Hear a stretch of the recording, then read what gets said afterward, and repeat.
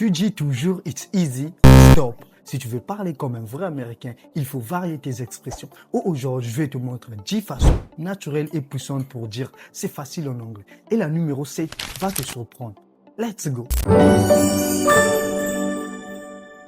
Bienvenue sur Trésor English. Ici, on n'apprend pas des trucs des livres, mais des vraies expressions que les Américains utilisent au quotidien. Alors, prends ton cahier, c'est parti.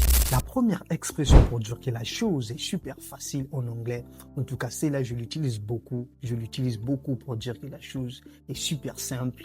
Et c'est easy peasy lemon squeezy. Easy peasy lemon squeezy. Easy lemon squeezy.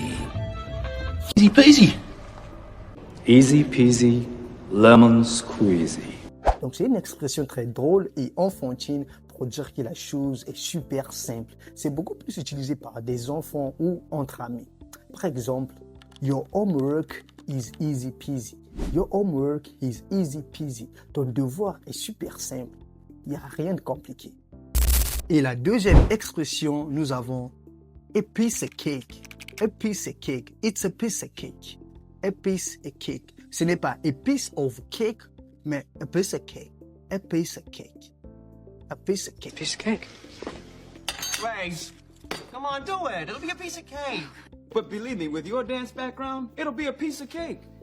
Et a piece of cake est une expression qui veut dire c'est très facile. Donc, si tu penses que la chose est vraiment facile comme manger du gâteau, utilise a piece of cake pour dire que la chose est vraiment facile. It's a piece of cake. Et la troisième expression, nous avons walk in the park. Walk in the park. Walk in the park. It's gonna be a walk in the park.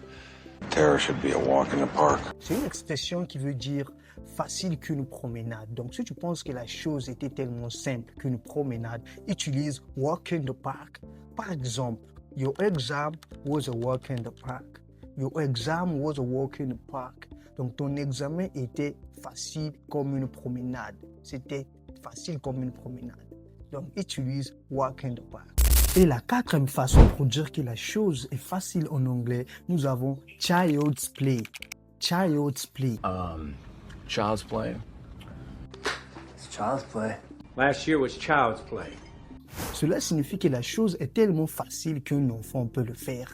Par exemple, for her, drive it's child's play. For her, drive it's child's play. Pour elle, conduire est un jeu d'enfant. Conduire est un jeu d'enfant. Donc, si tu penses que la chose est un jeu d'enfant, utilise child's play. Et la cinquième façon pour dire que c'est facile en anglais, nous avons it's a cinch. It's a cinch. It's a cinch. It was a cinch with my Wilderness Explorer GPS. Oh, cinch, piece of cake. Well, it's a cinch. Springfield won't be that lucky city. It's a cinch. C'est une façon très naturelle pour dire que la chose, elle est hyper simple. Par exemple, don't worry, it's a cinch. Don't worry, it's a cinch. T'inquiète, c'est très simple, c'est facile à faire. Et la sixième façon pour dire que c'est facile en anglais, utilise a breeze. A breeze. Donc, a breeze, c'est une façon cool de dire que la chose, elle est hyper simple. Par exemple, the interview was a breeze. The interview was a breeze. Donc, l'interview était tellement simple et facile. Et la septième expression, pour moi, je pense que c'est la meilleure. Pour moi, je pense franchement, c'est la meilleure. Nous avons no-brainer. No-brainer. This is a no-brainer. It's a no-brainer. No-brainer if you ask me. Because a year ago, this would have been a no-brainer. Cela signifie que la chose est tellement évidente que tu n'as même pas besoin de réfléchir. No-brainer. Exemple, choosing this job was no-brainer.